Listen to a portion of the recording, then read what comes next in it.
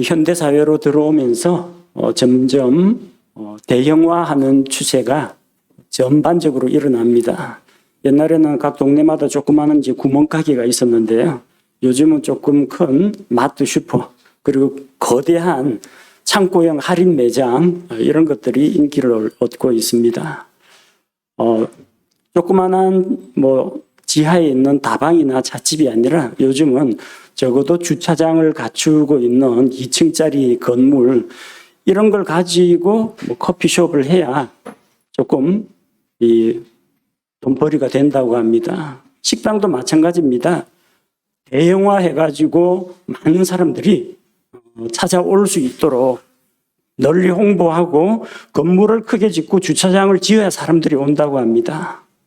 아무리 맛집이라고 하더라도 너무 외진 구석에 있거나 초라하면은 잘 찾아오지 않습니다. 그러다 보니까 이런 문화가 교회 안에까지도 스며드는 경향이 있습니다. 주차장이 넓고 건물이 종탑이 높이 올라가고 교인들 숫자가 많고 편의시설이 되고 냉난방시설 다 되고 아이들 보육시설 다 갖춰져 있어야 되고 이렇게 해야 교회인 줄로 아는 사람들이 있습니다. 또 이렇게 되어야 교회가 부흥했다, 성장했다 그렇게 생각하는 사람들이 적지 않습니다. 사람들이 생각하기에 교회의 성장을 어떤 물질적인 성장이나 아니면 외적인 성장만을 보기 때문입니다. 한국 교회들 가운데는 수십만 명이 모인다는 그런 대형 교회들이 있습니다. 외국에서 보고는 깜짝 놀랍니다. 외국에는 대부분 조그마한 마을에 작은 교회가 있습니다. 그 몇십 명 모이는 게 대부분입니다. 큰 교회 해봤자 몇백 명, 몇천 명이 고작입니다. 우리처럼 몇십만 명이 일시에 모이는 교회가 흔하지가 않습니다. 목회자도 성도들도 교회 건물이나 회중의 숫자나 교회 재정의 규모를 가지고 큰 교회다, 부흥한 교회다, 하나님의 복을 받은 교회다 자랑하는 사람들이 있습니다. 교회가 좀 커지면은 작게 쪼개어가지고 여러 지역에 많은 사람들이 복음의 말씀을 들을 수 있도록 하는 것이 좋은데 대부분은 더욱더 거대화시키고 서로 교회를 크게 지으려고 경쟁을 합니다. 사람들은 교회 규모가 커지면은 그만큼 영향력도 커질 것이라 생각합니다. 큰 교회가 영적인 영향력을 발휘하면 좋을 텐데 안타깝게도 세상적인 영향력을 발휘하는 때가 너무나 많습니다. 교회가 커지면 복음의 영향력이 커져야 되는데 대형교회 목사의 발언권이 커지는 그런 것들이 문제가 되고 있습니다. 그래서 그 한 사람이 잘못된 정치 발언을 하든지 말 실수를 하든지 이러면은 사회적으로 큰 파장을 일으킵니다. 오늘날 교회도 많이 변질되어 가고 있습니다. 마지막 때 라오디게아 교회와 같이 인본주의가 판을 치고 사람들을 기쁘게 하려고 하고 사람이 중심이 되는 백성을 중심으로 하는 그런 교회가 되려고 하고 있습니다. 그래서 교회를 크게 키우고 많은 사람들을 끌어 모으기 위해서 교회 경영학이라는 게 나왔습니다. 교회 마케팅, 전도가 아닙니다. 마케팅 전략이라는 게 나왔습니다. 벌써 오래전에 신학교에서는 번영신학이 나왔습니다.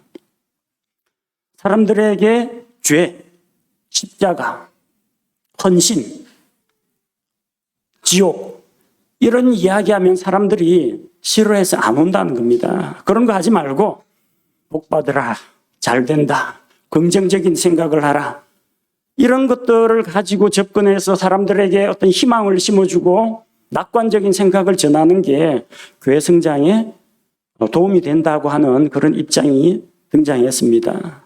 물질적으로 복받고 형통하고 잘 먹고 잘 사는 법을 가르치는 그런 사조들이 너무나 많습니다.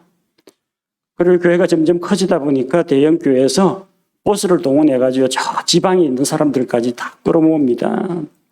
인근에 있는 다른 중소교회, 마치 대형마트가 조그마한 구멍가게 지역 상권을 죽이는 것처럼 힘없고 약한 교회들을, 거의 많은 성도들을 큰 교회에 뺏기고 있습니다. 마귀에게 뺏기는 게 아니고요. 대형 교회에 뺏기고 있습니다.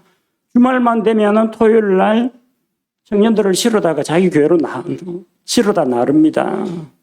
왜냐면은 숫자가 적은 데서는 학생 숫자도 적고 청년 숫자도 적으니까 뭔가 행사를 할 수도 없고 교제할 영역도 너무나 적으니까 다 대형 교회로 가려고 하는 겁니다. 그래서 큰 교회는 점점 커지고 작은 교회는 점점 작아지는 이런 문제가 일어나고 있습니다. 참 안타까운 현실입니다. 그리고 교회를 좀 사회적으로 유명하게 만들기 위해서 유명한 정치인을 끌어들입니다. 유명한 연예인을 초청해가지고 데려와서 무슨 전도 집회를 연다고 합니다.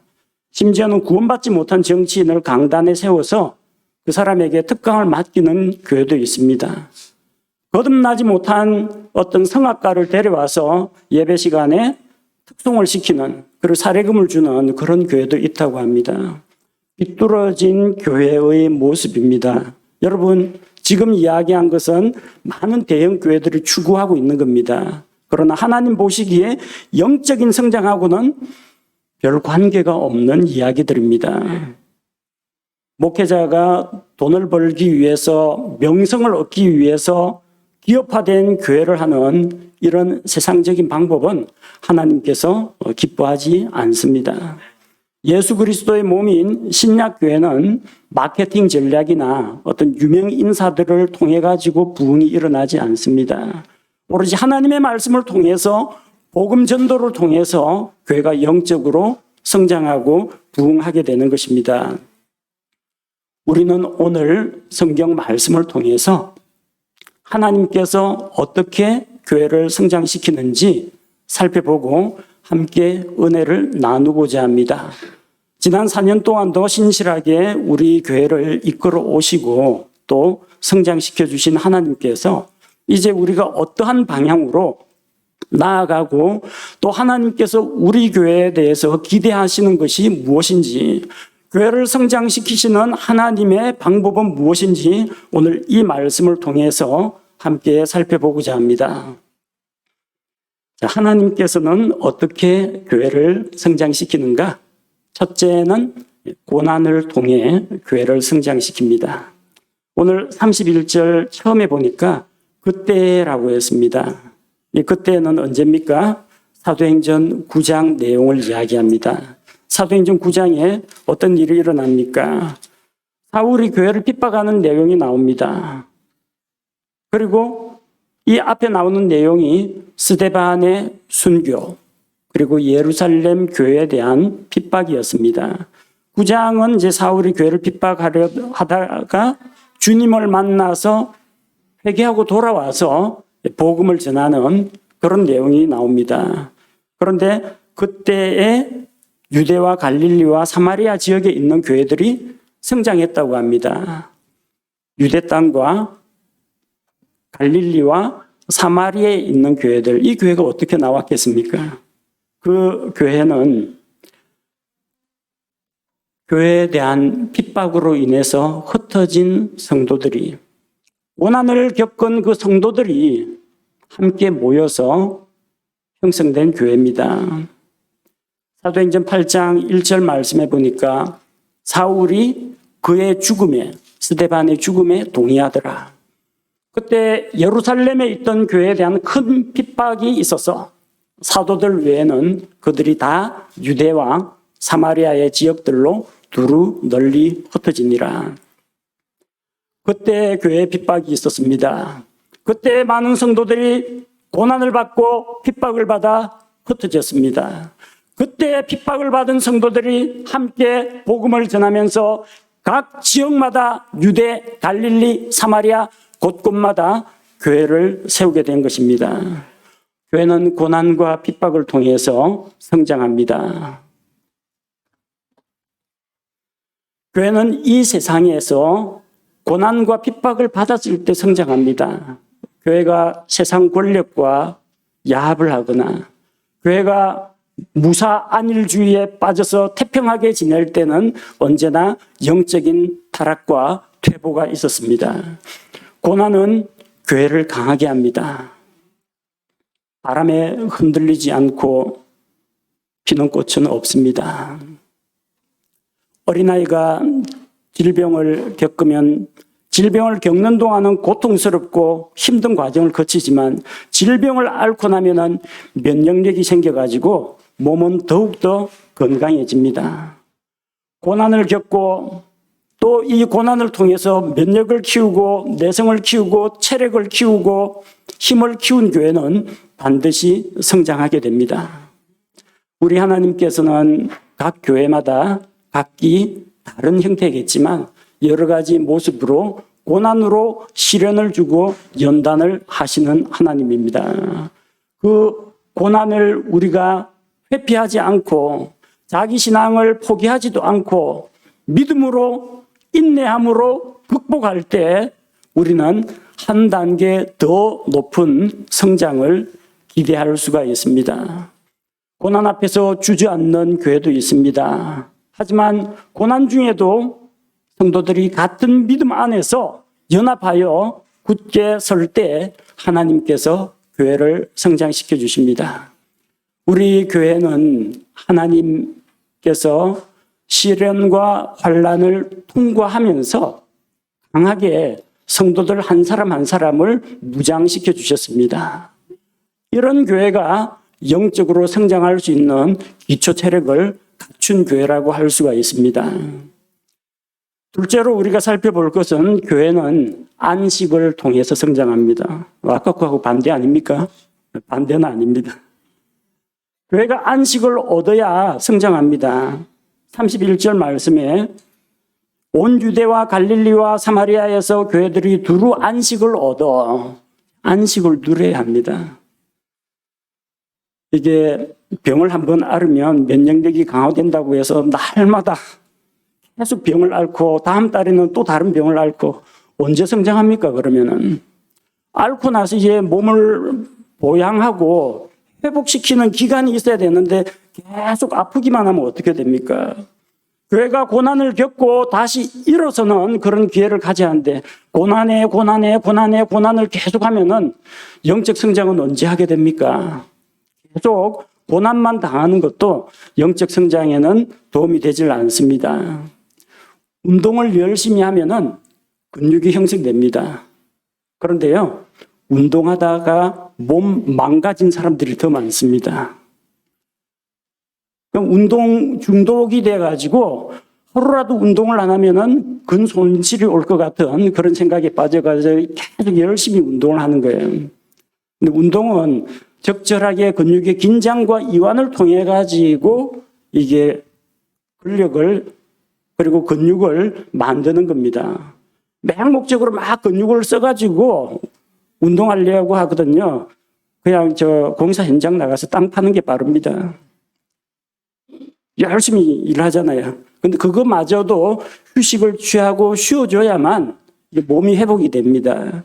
근육이 형성되는 이 원리는요, 실은 상처와 고통을 통해서 근육이 만들어집니다. 우리가 이제 자기가 할 수 있는 운동에 적절한 운동, 가벼운 운동은 자극이 안 되지만 어느 정도 이 텐션이 있는 운동을 하면요, 근육이 파열됩니다. 찢어집니다. 그런데 이 찢어진 근육을 계속 혹사시키면요, 병 나는 거고요. 적절하게 휴식을 취해주고 있으면은 이 근섬유 조직이 점점 굵어지고 강하게 회복되는 동안에 점점 더 굵고 더 강하고 튼튼하게 됩니다. 그러면서 근육이 만들어지는 겁니다. 근육이 뭐 사람 살찌는 것처럼 배 나오는 것처럼 막 먹는다고 해서 근육이 쭉쭉쭉 올라오는 게 아니고요. 운동을 통해 가지고 찢어지고 손상된 조직이 회복되면서 근육이 만들어지는 겁니다. 그래서 운동만 해가지고는 근육이 안 생겨요. 운동을 하고 쉬어줘야 됩니다. 고난만 받아가지고는 교회가 성장하지 않습니다. 고난 이후에 하나님으로부터 오는 안식을 누려야만 성장하게 됩니다. 한번 뼈가 부러지고 나서 뼈가 암으로서 붙으면요, 그 붙은 자리는 다른 뼈보다도 더 단단하게 붙게 된다고 합니다. 교회는 고난이 끝나고 안식을 누려야만 회복이 되면서 영적으로 성장하게 됩니다. 큰 고난이 끝나고 나면은 사람들은 쉬고 싶다 그런 생각을 많이 합니다. 아무것도 안 하고 정신줄 놓고 쉬고 싶다고 합니다. 그런 쉼을 말하는 게 아닙니다. 여기 안식을 얻다라는 말이 have rest라고 되어 있어요. 안식을 누리다라고 해야지 이것을 쉰다라고 하면 안 됩니다. 힘든 고난을 겪고 지쳐가지고 이제는 신앙도 내려놓고 성경도 내려놓고 기도도 내려놓고 교제도 내려놓고 예배도 내려놓고 섬김도 내려놓고 쉬었으면 좋겠다. 여러분, 성경은 쉬라고 하지 않습니다. 우리 신앙의 여정은 중단이 없습니다. 끊임없이 계속돼야 합니다. 하나님께서는 우리 보고 쉬어라고 하지 않고요. 안식을 누리라고 했습니다. 주님께서 주시는 평안과 안식을 누릴 때에 우리가 회복의 기간을 갖습니다. 마치 환자가 중한 질병을 앓고 몸이 쇠약해져 있는데 계속해서 보양식을 먹고 재활치료를 하고 돌봄을 받고 또 의학적인 처치를 받는 가운데에서 점점 이전보다도 더 튼튼한 몸으로 변하는 것처럼 교회도 고난을 겪은 이후에 하나님의 도우심을 받아서 더욱더 신앙생활에 정진하면서 말씀을 가까이 하고 기도를 하고 함께 모여서 교제하고 흩어지면 복음을 전하고 이러는 과정을 통해서 하나님께서 주시는 진정한 기쁨과 평화와 안식을 누릴 수가 있습니다. 그 안식 가운데에서 교회가 영적으로 성장하게 되는 것입니다. 세 번째로 교회를 성장시키시는 하나님의 방법은 성도들을 굳게 세워서 교회를 세워나가십니다. 31절에 보니까 안식을 얻어 든든히 세워지고 했습니다. 뭐가 든든히 세워졌을까요? 예배당 기둥이 콘크리트 건물이 든든히 세워진 건 아닐 겁니다. 든든히 세워지고라는 것은 사람이 세워졌다는 이야기입니다. 어디에 기초공사 해가지고 콘크리트 깔고 철근 넣고 해가지고 교회가 흔들리지 않게 든든히 세웠다. 그건 예배당 이야기고요. 지금 이야기는 예배당이 아니라 교회입니다. 교회를 세우는 것은 하나님이십니다. 교회는 건물이 아닙니다. 교회는 예배당 건물이 아닙니다. 교회는 성도들의 연합체입니다. 구원받은 성도들 한 명 한 명이 교회를 구성하게 됩니다. 따라서 교회의 성장은 뭐냐면요. 큰 건물 짓고 재정이 늘어나고 이게 교회 성장이 아니라 각 성도들 구성원 한 사람 한 사람의 믿음이 성장하는 거, 그리고 성품이 거룩하게 변화되는 거, 이것이 영적인 성장입니다. 성도들이 어떻게 성장합니까? 성경 말씀을 배우고 진리의 말씀으로 무장할 때 하나님께서 영적으로 성장하게 해주십니다. 교회를 세우는 것은 성도를 세우는 것입니다. 세운다라는 말은 무엇이냐면 하나님께 대한 믿음과 거룩함에 있어서 영적인 지식을 가르치고 향상시키고 또 그 말씀을 따라 삶을 변화시키는 것, 이게 성도를 세우는 것입니다. 근데 본문의 말씀은 세운다라고 하지 않고요. 든든히 세워지고라고 되어 있습니다. 수동형으로 되어 있습니다. 세워진다고 했습니다. 그러니까 이거는 우리가 하는 일이 아니라는 겁니다. 교회는 세워집니다. 하나님에 의해서 세워집니다. 교회를 세우고 성도를 세우시는 것은 하나님의 역할입니다. 목사가 하는 역할은 말씀을 깊이 묵상하고 연구해서 영적인 양식을 공급하고 바른 진리를 가르치는 것입니다. 제 역할은 여기까지입니다. 여러분 역할이 있습니다.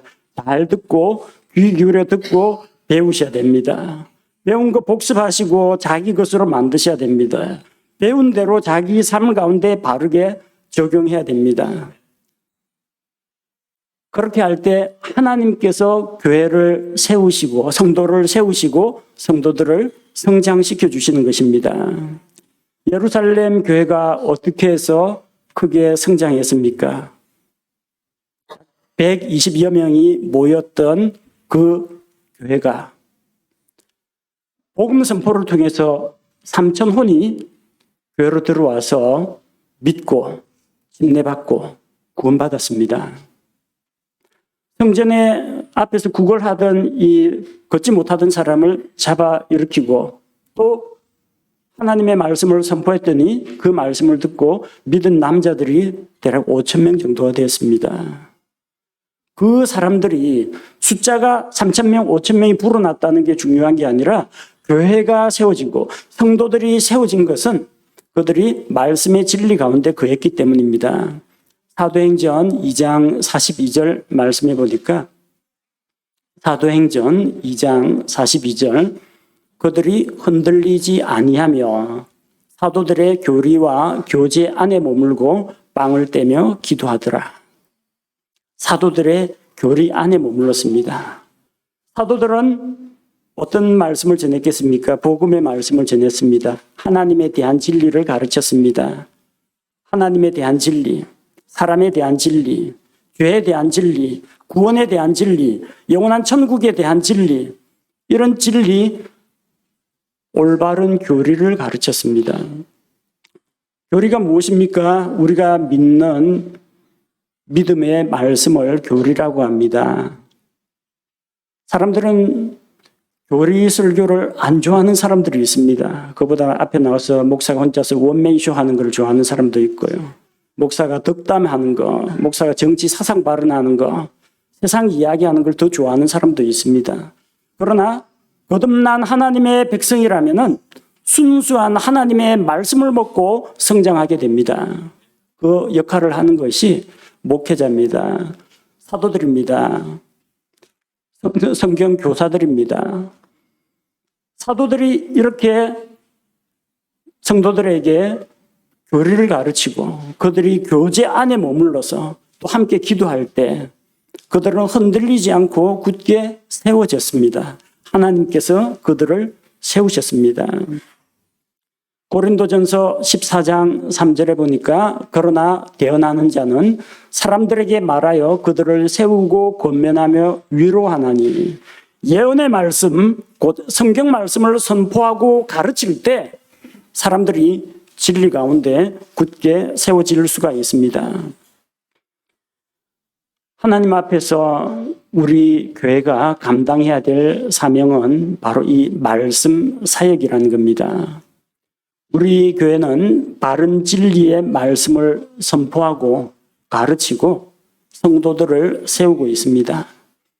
주일 오전 예배에서 여러분 설교 말씀을 통해서 하나님의 말씀을 좀 더 깊이 나의 삶과 연관해서 적용해서 배우고 있습니다.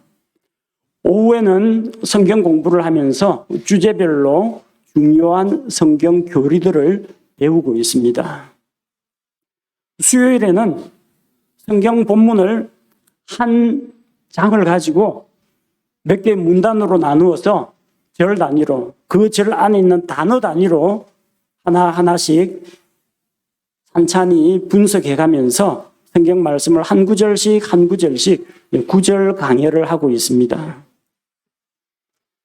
그 이외에도 계속해서 여러분 교회 유튜브에는 지금까지 만들어진 그 성경 공부, 특강 또 이런 설교 이런 자료들이 계속해서 공급되고 있습니다. 열심히 이렇게 저와 우리 방송반 맡고 있는 성도들이 수고를 해주고 있는데요. 여러분 얼마나 많이 보십니까? 제가 알기로는 우리 교회 성도들보다 외부인들이 더 많이 보는 걸로 알고 있습니다. 여러분들은 저하고 직접 대면해가지고 한번 다 들었다 해가지고 거의 유튜브는 잘 접속을 안 하는 분들이 많습니다. 혹시 집에서 예배당 출석을 못하면은 그때는 듣는다고 합니다. 근데 여러분 이 말씀은 여러분 반복해서 들어야 여러분 것이 됩니다.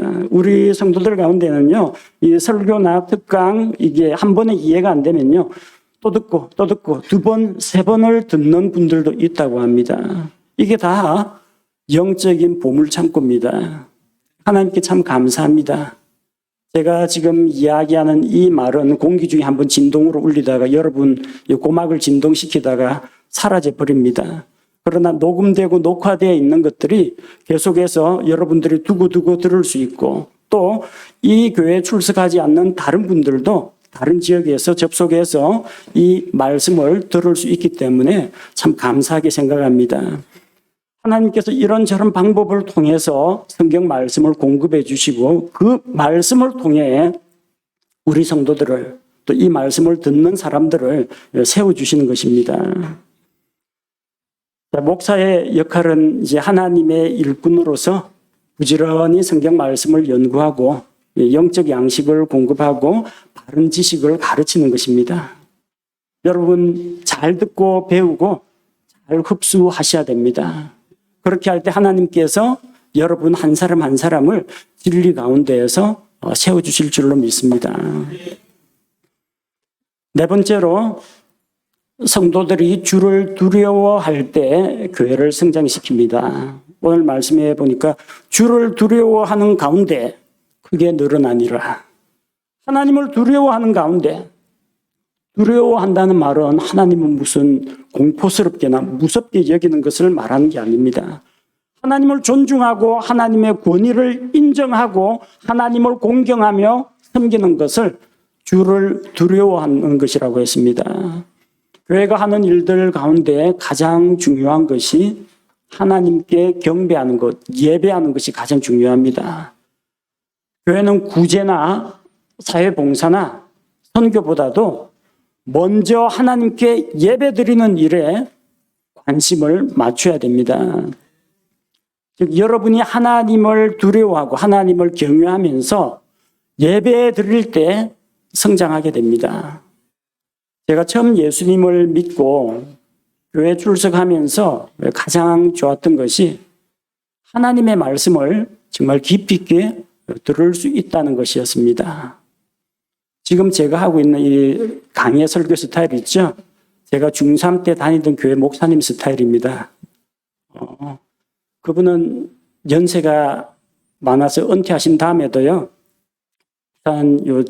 지하철 전도지 들고 다니면서 90세 넘은 할아버지가 복음 전하고 다니셨어요. 그분에게서 제가 하나님의 말씀을 배웠습니다. 성경 강의하는 스타일을 그분의 본으로 삼아가지고 배우게 되었습니다. 설교 말씀 들을 때마다 열심히 설교 노트 작성하고 그러는 가운데 참 많은 도움을 받았습니다. 예배 꼬박꼬박 참석하면서 주일 예배 참석하고요. 그리고 주일 저녁 예배도 참석하고 수요 예배 빠짐없이 각종 부흥 사경에 말씀 사경에 빠짐없이 참석하는 가운데에서 성경 말씀을 배우면서 제 믿음이 자랐습니다. 여러분 하나님을 두려워하고 예배하는 가운데에서 하나님을 만나고 하나님을 배웁니다. 그 선포되는 성경 말씀을 통해서 하나님께서 내 마음속에 변화를 일으켜 주십니다. 몰랐던 영적인 지식을 깨닫습니다. 그 예배를 통해서 하나님께서 주시는 그 도전의 말씀, 책망의 말씀을 듣고 하나님께서 나를 변화시켜 주십니다. 여러분 정말 예배 드리기를 사모하고 계십니까? 옛날 한번 불과 몇 년 전 생각해 보시기 바랍니다. 코로나로 인해서 거의 예배당이 문을 닫고 온라인으로만 예배 드릴 수 있다. 그럴 때 얼마나 갑갑했습니까? 얼마나 영적인 갈증이 심했습니까? 그러다가 조금 이제 완화가 되어가지고 소수만 모일 수 있다. 그러지 않아도 소수인데 소수만 모여가지고 나머지 분들은 돌아가면서 집에서 온라인으로 예배 드릴 때 그 집에서 예배 드리는 분들 심정 다 들어봤어요. 집중이 안 된다고 그래요. 냉장고 물 마시러 갔다가 청소기 돌리다가 텔레비전 보면서 뭐 주스로 갔다가 빨리 교회 갔으면 그래서 이제 코로나가 이제 해제가 돼서 예배를 드릴 수 있게 됐어요. 나중에 이제 점심 밥을 먹어도 괜찮다고 하더라고요. 우리가 언제부터 정부의 허락을 받고 밥을 먹었는지 모르겠지만 어쨌든 교회에서 밥 먹어도 된다고 해서 자, 밥 먹고 그럼 밥 먹고 나서 교제합시다 해가 교제하니까 그때부터는 코로나 시절이 좋았다면서 그런 분들이 나와요.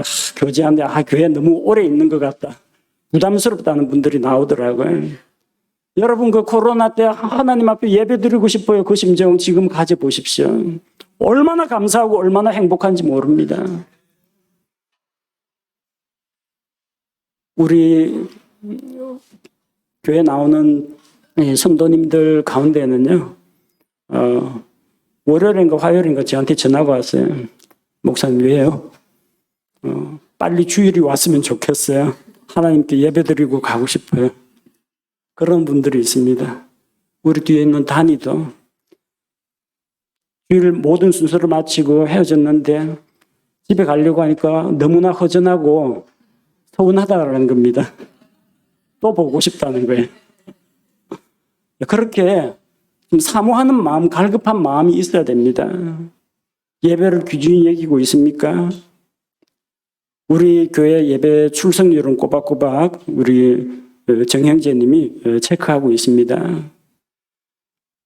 그래서 우리 교회 출석률이 얼마인지 보다도 여러분 자신의 출석률이 얼마나 되는지 한번 돌아보시기 바랍니다. 난 정말로 예배를 간절히 사모하는 마음으로 기다리고 기대하고 있는가? 여러분, 우리가 예배를 얼마나 중히 여기는지가 하나님을 얼마나 두려워하고 존경하는지를 나타내는 지표가 됩니다. 하나님께 드리는 예배를 업신여기고 멸시하고 무시하다가 망한 집안이 있습니다. 엘리의 집안. 엘리의 두 아들이 패역하여 하나님께 죄를 지었습니다. 희생헌물로 하나님께 예배를 드려야 하는데 그것을 중간에 자기들이 가로채가지고 하나님을 업신여기고 예배를 멸시했습니다. 예배를 멸시하는 그 집안은 갈수록 쇠퇴했습니다. 엘리와 엘리의 두 아들이 죽는 거 그건 아무것도 아니에요. 내려가다가 결국은 아비아달 제사장 때부터 이 대제사장 권한이 넘어갔습니다. 엘라살 계열로 넘어갔습니다. 예배를 업신여기는 그 집안은 망합니다. 하나님을 공경하고 하나님을 두려워하는 가운데 경배하며 섬기는 사람들은 언제나 하나님의 도우심 가운데에서 영적으로 성장하고 성공한 것을 볼 수가 있습니다. 우리 교회 성도들이 정말로 예배를 간절히 사모하고 주님께 영광을 돌릴 때 그때 교회를 성장시켜 주십니다. 하나님을 두려워하는 가운데 우리 교회가 크게 늘어나기를 원합니다. 다섯 번째는 성도들이 성령님의 위로 안에서 행할 때 교회를 성장시켜 주십니다. 31절에 보니까 성령님의 위로 안에서 걸으며 크게 늘어나니라. 성령님의 위로가 있어야 됩니다. 사람들에게 예수님을 믿느냐 물어보면은 안 믿는 사람들 가운데에서도 종교를 가졌으면 좋겠다 그런 사람들이 있습니다. 왜 갖고 싶으냐 하니까 세상살이가 너무 힘들어가지고 뭔가 의지할 곳이 있어야 되겠다. 위로받았으면 좋겠다 그럽니다. 그래서 실제로 위로받기 위해서 교회에 나온다는 사람들이 적지 않습니다. 어떤 사람은 술이나 마약을 통해서 위로받겠다 그런 사람도 있습니다. 어떤 사람들은 세상 친구를 통해서 위로받겠다.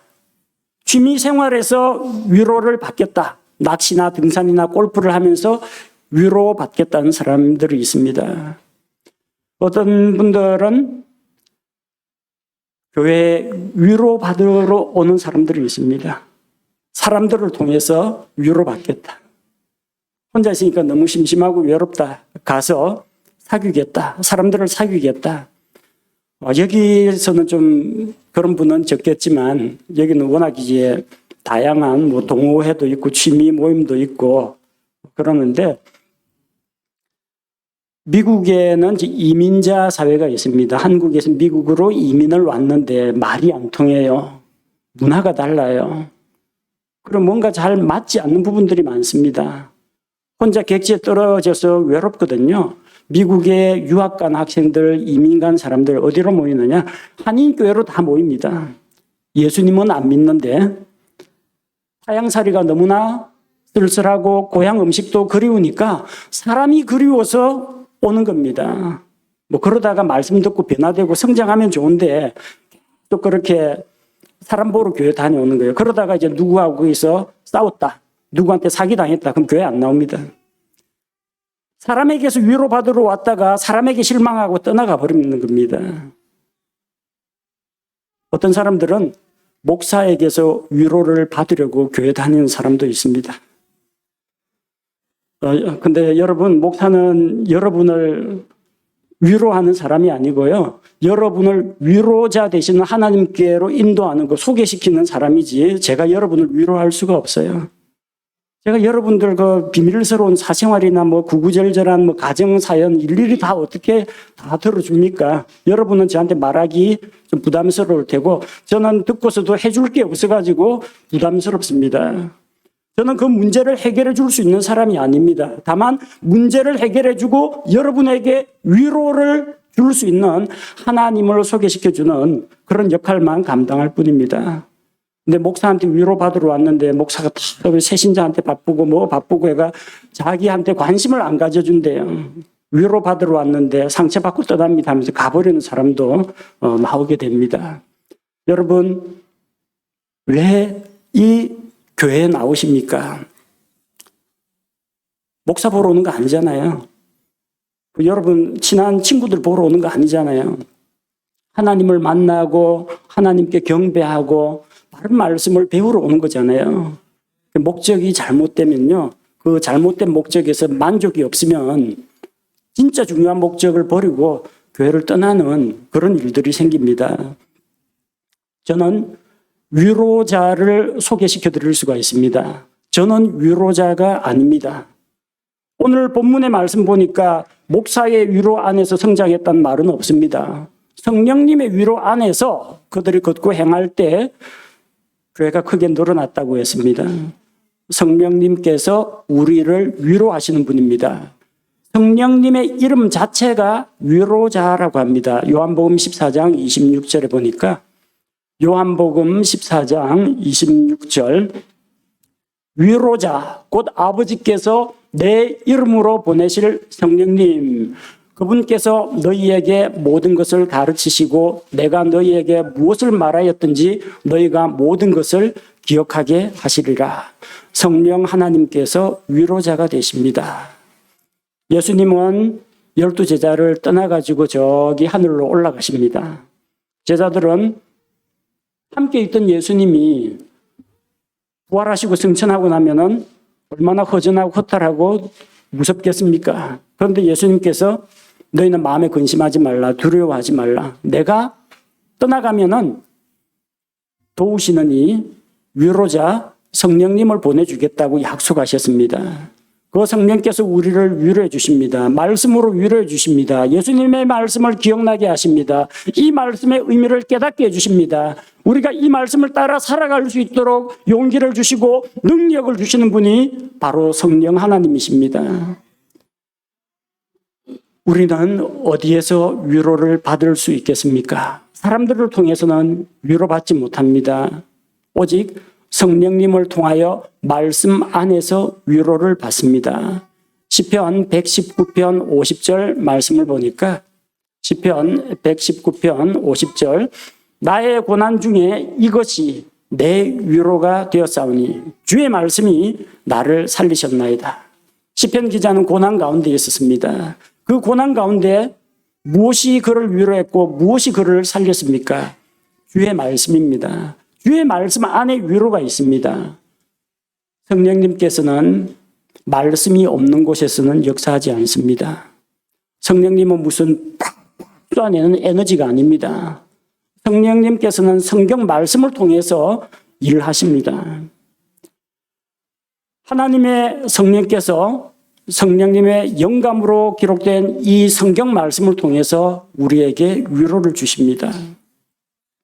우리 성도들이 세상이 주는 그런 위로를 버리고 성령님께서 주시는 위로를 받으면서 그분 안에서 행할 때 하나님께서 교회를 성장시키십니다. 성령의 위로 안에서 걸으며 성령을 따라 행하며 성령의 열매를 맺으며 살아갈 때 하나님께서 우리 성도들을 세우시고 성장시켜 주십니다.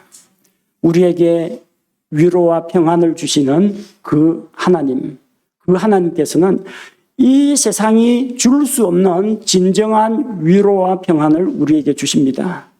따라서 우리가 엉뚱한 곳에서 위로를 구하지 말고 성령님이 주시는 위로를 받으며 성령님 안에서 행할 때, 성령께서 가르치신 대로 그분을 따라 행할 때 우리 교회가 부흥하고 발전하게 되는 것입니다. 본문의 말씀에 이렇게 할 때 교회가 크게 늘어난다고 했습니다. 예배당 건물이 2층, 3층, 4층 이렇게 쭉쭉쭉쭉 늘어났다는 이야기가 아닙니다. 교회가 늘어났다고 했습니다. 교회가 성장했다고 했습니다. 그건 무엇을 말합니까? 여러분 한 사람 한 사람이 영적으로 성장하는 것을 말합니다. 또 이 성장한 사람들을 통해서 복음이 전파되어 가지고 또 다른 사람들이 교회 안으로, 그리스도의 몸 안으로 들어와서 성도들의 숫자가 늘어나는 것을 이야기합니다. 영적으로 성장하고 양적으로 성장하고 두 가지 성장을 같이 이야기합니다.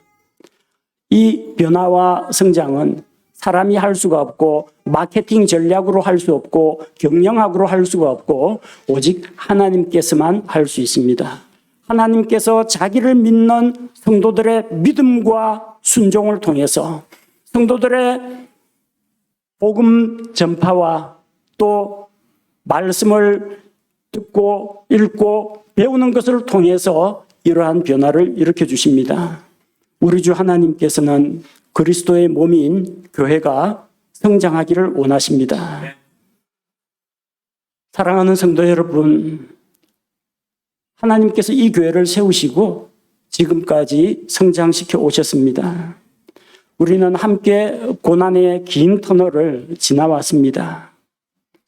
이제 주님께서 주시는 안식을 누리고 있습니다. 이제 우리가 하나님을 두려워하는 가운데 예배하고 말씀을 통해서 세움을 입고 성령님의 위로를 받으면서 함께 성장해 나갈 때입니다. 오늘 들은 말씀을 우리가 마음에 새기고 내가 하나님 앞에서 어떠한 모습으로 서야 할지, 내가 영적으로 성장하기 위해서 어떠한 삶을 살아야 할지 우리 다 같이 생각해보고 교회를 세우시는 하나님께서 나 한 사람을 영적으로 성장시켜 주시기를, 영적인 부흥이 우리 각 사람 안에서 먼저 일어나도록, 그리하여 마침내 우리 이 한마음 침례교회가 하나님 앞에서 영적으로 굳게 서고 더 성장할 수 있도록, 양적으로 성장할 수 있도록, 영적으로도 성장할 수 있도록 함께 기도해 나가야겠습니다. 우리 함께 하나님 앞에 기도하겠습니다. 예수 그리스도의 십자가의 대속의 피 위에 교회를 세우시고 세우신 교회를 지키고 돌보시며 그 교회를 성장시키고 부흥시키시는 분은 우리 주 하나님이심을 믿습니다. 하나님의 은혜로 여기까지 왔습니다. 지난날 우리를 인도하시고 이러한 부흥과 변화와 성장을 일으키신 하나님께 감사를 드립니다. 고난이 끝나고 안식을 주신 하나님께 감사를 드립니다. 우리를 한 단계 더 높은 곳으로 끌어올려 주옵소서. 하나님의 말씀의 진리를 배우고 있습니다. 배운 그 말씀의 토전 위에 우리가 굳게 서게 하시고 또한 하나님께서 우리에게 허락하신 이 예배와 교제와 복음 전도의 자유를 주신 것을 감사드리며 하나님을 두려워하는 가운데 또 성령님의 위로 가운데 우리 모든 성도들 함께 성장해 나가게 하옵소서. 성도들 한 사람 한 사람을 지켜주시고 그 안에서 변화와 성장이 나타나게 하시고 우리 교회가 말씀을 배우고 또 다른 사람에게 전파하고 가르치는 일들을 통하여서 주님께서 맡기신 이 사역을, 교회의 본분을 감당할 수 있도록 도와주옵소서. 주님, 오늘도 감사와 찬양으로 주님께 영광을 돌립니다. 우리 성도들의 삶을 통해서, 우리 교회를 통해서 주님의 이름이 높여지게 하옵소서. 예수님의 이름으로 기도합니다. 아멘.